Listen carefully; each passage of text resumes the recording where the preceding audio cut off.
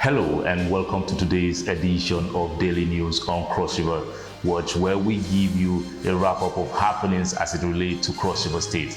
I am your host, Jonathan Ugba. Here are the stories we have for you today. Court reinstates monarch sacked over political activities in Cross River. Ayade appoints 38 new aides. 4 rejects governor's appointment in Cross River. Windstorm destroys over 100 houses in Boki. PIN trains 70 agro-services providers in the Niger Delta. YPP Guba candidate Joseph Kokobasi visits Nigeria Legion and Hunters Group. Biase targets 4,000 beneficiaries in medical outreach. Nollywood veteran Fidelis Duka mounts Ada Eme and Shola Onaida. And the news in detail. A High Court of Cross River State sitting in Calabar and presided over by Justice Emmanuel Ayade has reinstated the sacked Muri Munene of the Foot and Paramount ruler of Calabar South local government area, Professor Itam Hogan. It will be recalled that Governor Ben Ayade had earlier this year in a letter conveyed the sack of the monarch for attending a partisan political meeting at the residence of former Governor Donald Duke, where a straw poll to whittle down gubernatorial aspirants from the Southern Senatorial District of the state in the People's Democratic Party was held. The monarch approached the court and his prayers in suit number HC/MSC/154/2022 to quash the sack were granted. Governor Ben Ayade of Cross River State has appointed 38 new aides despite having just 314 days left in office. The appointments, which are into 20 different ministries, departments, agencies, and parastatals of government, were made known in 4 different press releases signed by his deputy spokesman, Mr. Linus Obogo, on Monday. Notable among these is Mr. Richard Romanos, who was appointed Senior Special Assistant on Deforestation in the central part of the state. Mr. Romanos had resigned his previous appointment to contest the All Progressive Congress primaries for his state's constituency in Obubra, which he lost.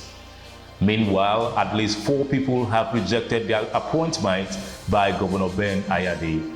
They include a former director of the Cross River State Emergency Management Agency, Sir Hilary Ekwe, Mr. Clement Obok, a former chapter chairman of the PDP in Yala, Madam Helen Achado, and Mr. Francis Lukwata.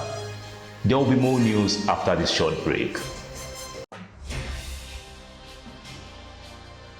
Thank you for staying with us. We now take you to Boki local government area in central Cross River State, where a windstorm has destroyed at least 100 houses in Okubuchi community area. Reports suggest that at least 500 households were also displaced by the windstorm, with initial projections putting the cost at over 1.5 billion naira.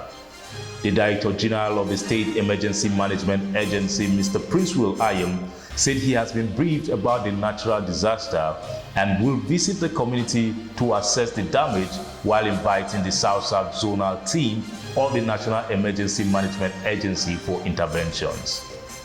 To the Niger Delta, the Foundation for Partnership Initiatives in the Niger Delta, PIN, has trained 70 agro-service providers across the 9 Niger Delta states to equip them with new business skills, practices, and processes to improve their service to farmers and enterprises in the region.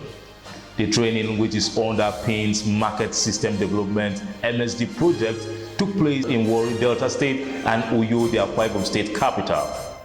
The program director, Dr. Effiong Essien, said the end goal of the workshop was to improve the lives and livelihood of smallholder farmers, micro, small, and medium enterprises, MSMEs, as well as service providers through skill building and skill sharing. Payne says the MSD project has since its inception in 2012 reached out to over 931,000 farmers and MSMEs. He said about half that number have adopted knowledge, attitudes, and practices that improve productivity to the tune of over 51 billion naira. And the gubernatorial candidate of the Young Progressive Party, YPP, in Cross River State for the 2023 general elections, Comrade Joseph Kokobasi, has said the provision of proper kits for security personnel is a panacea to the insecurity facing the state and the country. Mr. Kokobasi disclosed this when he visited the Nigerian Legion and the Nigerian Hunter and Forest Security Service (NHFS) in Calabar, where he urged them to remain vigilant and committed to intelligence gathering as well as networking to nip security challenges at the board. On their part, the chairman of the Nigerian Legion in the state, Basi Edet, and the head of administration at NHFSS, Ime Esia, pledged to partner with anyone willing to ensure there is a crime-free society.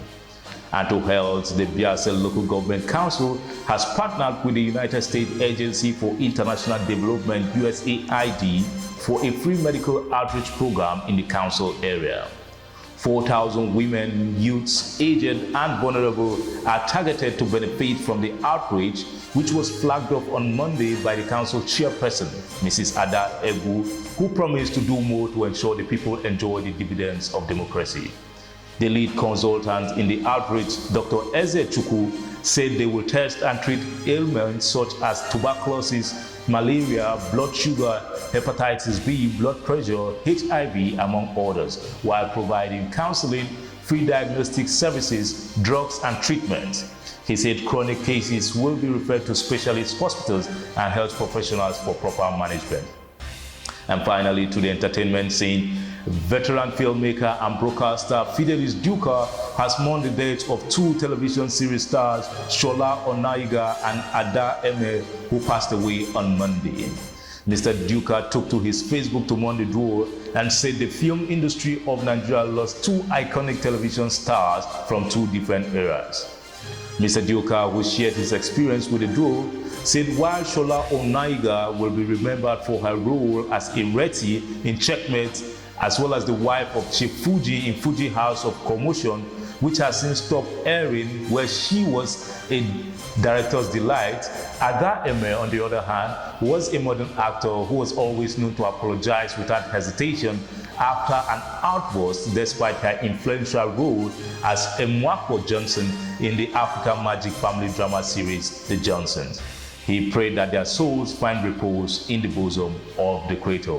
And that's the size of our package for today's edition of Daily News on Crossover Watch. Make sure you visit our website www.crossriverwatch.com for more news on these and others.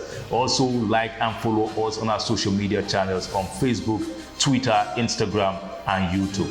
I am Jonathan Ugbal. Enjoy the rest of your day. See you tomorrow.